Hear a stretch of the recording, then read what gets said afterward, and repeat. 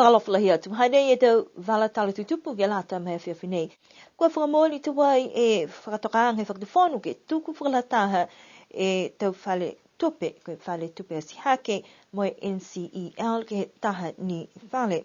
Kua whakaosia e whakalaulahianga ke whale tu puakau, mai hawhangia ke whuaki atu ai ke he whakatufonu, mai whakaonganga he tau matua he motu. Ne whakatu ai e taha aonga whakakokoli ke whakamalolo e tuanga he tauanga whakamotu me tau koli whakaniwe.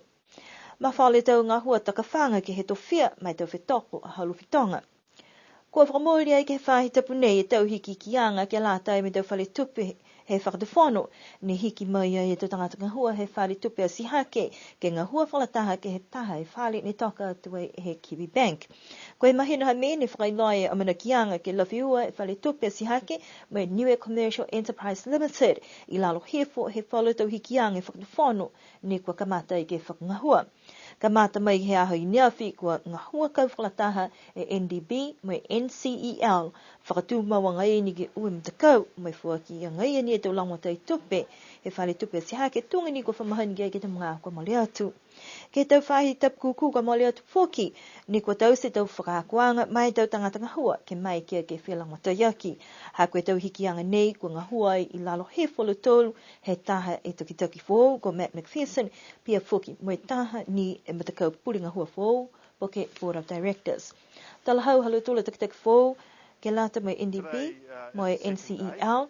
Koe tau hiki anga nei ha kua manako ke whakahorogi mua e tau puhala whale tupe ke he motu ke o tatai mai tau waha kua hoku ki ai. Koe mitaki lahi fōki ha kua toko hong fulu e tau tangata ngā hua ke langotai atu ai tau hua e tau whale tupe newa. Ne whakamāme ia ke mga ho kua langotai atu ia ke whakatua e Kiwi Bank he motu ke lata mta whakarang whale tupe ha kua lalafi mai ki lunga e whale tupe sihake kua manako ke mahomo atu fōki te puhala fōki langotai ke he tau kai tala whatupe mai tau whahi tau business te mwhalu fōki.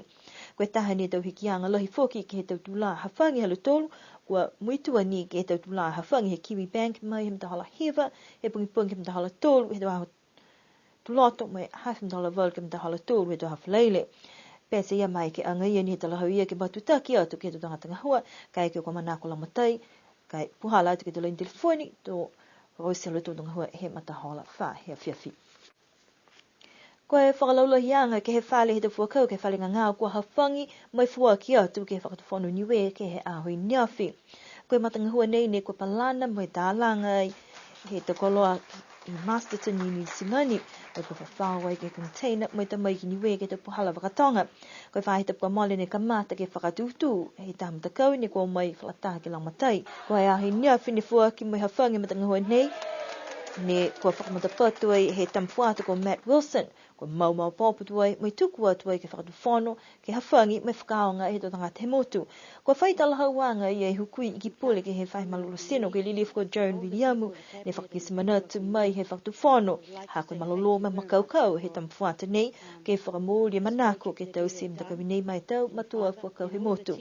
Koe eke mene nehi tala hau ia mo taha whakawhiwhitaki anga mitaki mai tau fuata he motu ke manamanatu ki ai he tau mga himua mo anuiha. Kua whai manatu i whakakese fōki a Matt ke hana whakaue ke loitorua se tau tangata ni kua kauwhilataha ke whakamōria e whakahoruanga nei mai tau tupe ko fuaki mai tau koloa. Taha fōki e fuata niwe ne kua hoku mai whakalataha mai matakau nei lahi fōki hana lang matai ke matakau ne kua whenanga mai ke motu. Koe taha wala kua whakaonga ke tālanga ke kaina nei koe container ne kua whakahangahang taki mai toka atu ki loto e whale tau se kai whale unumana pia whuke me te whale whao. Koe manako le tōru ne tālanga i a kaina nei ke whakaonga mai tau whakaholoanga whakawhiawhia he tau matua motu he motu ha hanga i a whuke ni whanu tau mani ki ne toanga i a ke whakatoatoa kai ono ati ki ai ko mitaki mai fulu mo whakaonga. Koe taha lakaanga fōu he mtakau Child of the South Pacific kua whakatū ai alo tōru taha aonga ke whakaako e tau whānau ke tau koli whakamotu. Koe aonga koli mai a ne kua whakamutapatu ai e Sina he kau mo Robin he kau ke lata me tau whānau ki ke hoko atu ai ke he tau whanau hong fu maua e tau maui.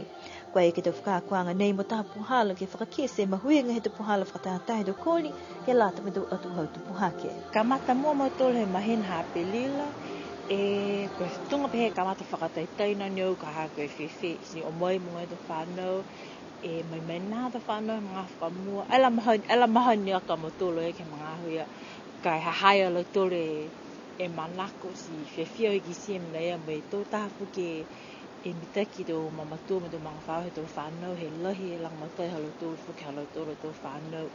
Talaha wai e sina kua lahi whiawhia ha kua makaukau e tō whanau wai lahi whoki e makai he tō mamatua ke lang matai atu ki halo tōlu. Koe tau whakakuanga ne whakahoko e ke whare tōlu i o YouTube na ngau e whahikapu e mitaki lahi ha kua tokolonga tōki tō whanau kua ua tuki ai. Koe tō whanau whiwhine, kawi ke ua whumatoro i tō whanau whiwhine, mo e tō ono i tō whanau tāne. Si kamata haki au i tō whanau i kiki, ha kakano hako muka lau tōru ke whakako mo e whanongonongo lau tōru, mo e lahi whuki a onoanga ki mua ka haki mui lau tōru, e lahi mga ho lau tōru ke whakaongi tō tālengi lau tōru. Manako whuku mo tōru ke onono lo atu ki mua, naka i ni koe e nia e pe tausi ni ke lata me taha whakawhiawhianga si e nia ia. Lata mo tōru ke whakako hakoa tausi mo tōru tō waheanga kehe ke tō mga hala kehe ke tō kori niwe ke tō kamata mai he wahai tuoi, a si hoko mai whakahang me waha misionari, si hoko mai mniki tō waha nei.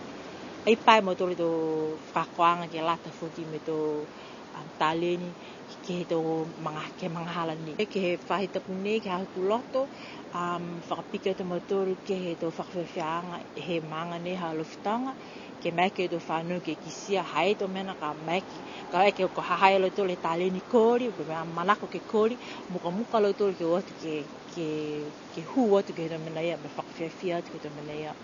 Koe amanaki-anga me anoanoanga ki mua, tō whakatumau ke he tau whakatata, he tau kōri, whakatai ki tō mga hala ko whakamotu, tau whakawhiawhia Christmas, pihani mo e tau nanga tu whakamotu, ka whakahau koe ki niwe ke he tau kahau, me tau mena behe nei, ke whori ki ai mo e whakamalolo, e tau kōri mo e tau tufunga niwe.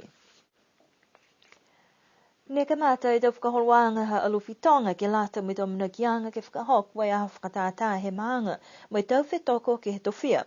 Talhau e tahu kui mai he whano taktak maanga ko toko longa e tau tangata ne kua kau whakalataha ke tau wheua takawhanga he aho.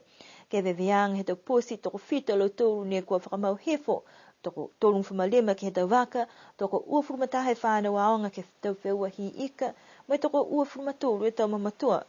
Koe tau pale ne kua tofatofa atu ai ke he pupota he tau posi, ko ia ne mua te mamawhahana ika paala, ua whumawhite kilo ne mauai e Ian Hipa. Ke waki koe mahimahi ua whumatole kilo, ha des Hipa mai tutoru ai a hai motu po male mai hana tuna, hong whumahive kilo. Ko ia ne kautu ke katata he mamawha he tau ika, whina atu ke des Hipa mai tu ua ai a BJ Rex.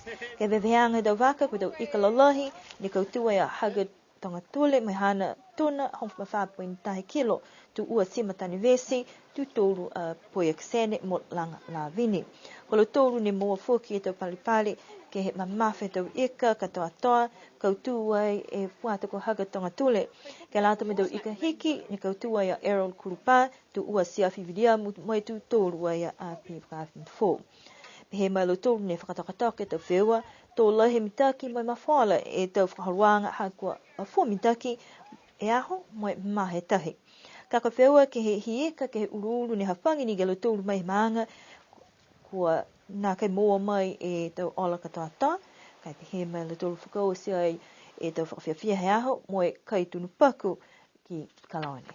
Whakaosi mahi nei e tau wala tala tutupu ke lata me whewhnei amana ki ke whai wala tala tutupu whoki ke he awhiawhia hatu loto. Kia no wha, mnini pō tū li liwa tūru ke whalewea.